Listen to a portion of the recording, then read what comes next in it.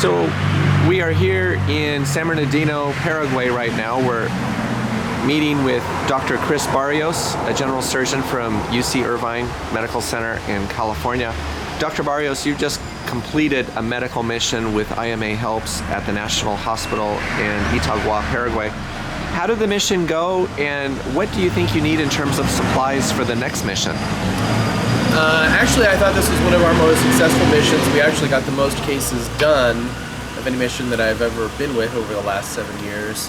How many cases did we do? We did a total of 167 cases. Wow. And it was very successful. It was great working with the locals. And the only thing that I've usually found is that their instrument trays are not quite the same and not quite up to par, making the cases a little more difficult when we had to borrow their trays because we only have our own certain limited amount of instruments. So something that would have helped would have been having our own American style set of instruments, which might have made things go a little bit smoother.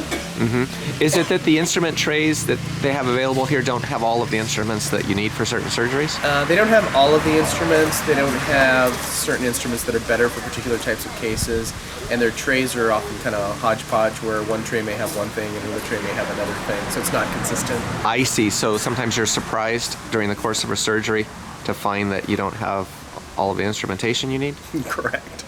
I see.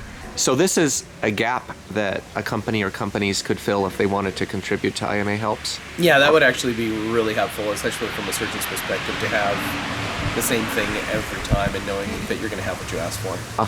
And what kinds of surgeries do we do? We do a lot of general surgery cases, and those this year were primarily hernias and gallbladders, but those are always necessary, and it's hard to get those done in an elective fashion in some of these places, so we come and help them out by getting their backlog set for months and sometimes even years. And we also do orthopedic cases and plastic surgery cases.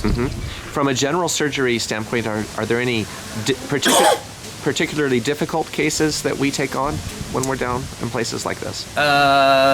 The orthopedic cases tend to be a little more complex, and this year I didn't do very many complex surgeries, but I'm working with them, and I'm going to stay in contact with them via email to see if we can get some more complex hernias fixed, which is what I like to do.